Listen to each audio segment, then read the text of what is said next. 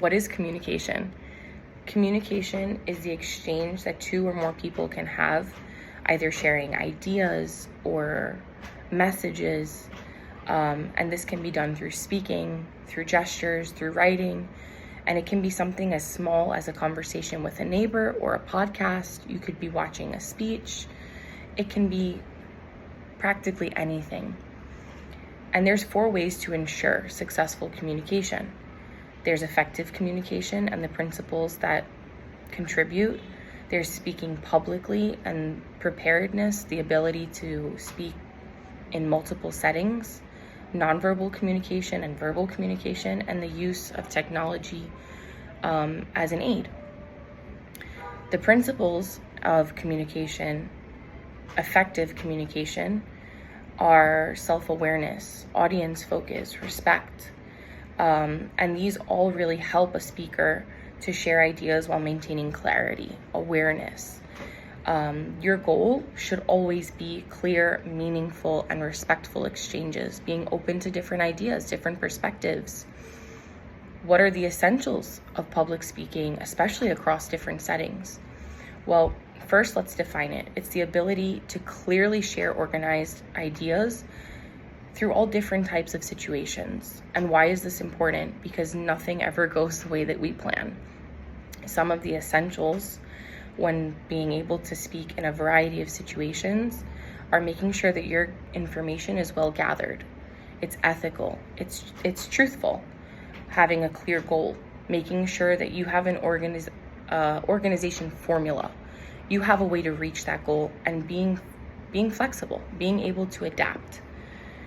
Because we never know. It could be a location, a audience, a sound issue. You can use verbal and nonverbal communication. What are the effective ways to do this? Well, first, we should understand what verbal communication is, and that's word of mouth. But nonverbal communication is basically everything else. It's gestures, it's facial expressions, it can be reading context clues.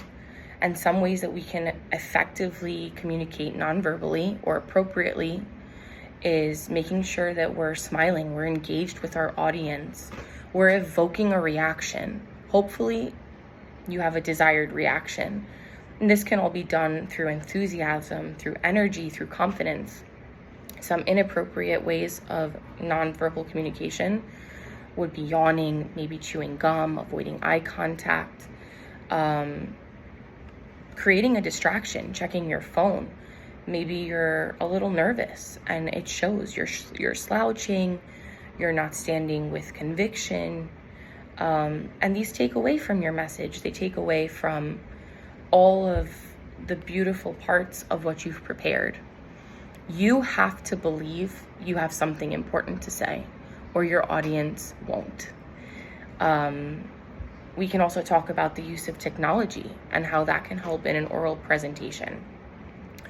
When we say technology, we're talking about PowerPoints, we're talking about posters, we're talking about graphics, and these all serve a purpose. They help your audience to relate. They clarify your message. And these really enhance an oral presentation. But what purpose does it serve?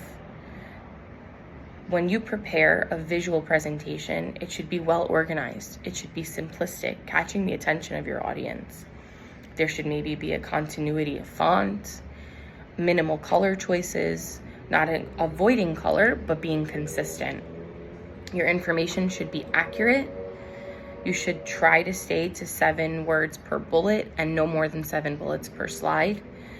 And the beautiful part of a visual aid is that it not only relates to your audience, but it helps them to retain information. And in the broader picture, it really enhances the experience. They're not only listening to you, and while you're wonderful, a visual aid can really hit home for a lot of people. And these are some of the key takeaways that we can use to ensure successful communication. The effective communication principles, speaking in a variety of settings and flexibility, nonverbal communication and verbal communication, and the use of technology and visual aids to help to deliver that message.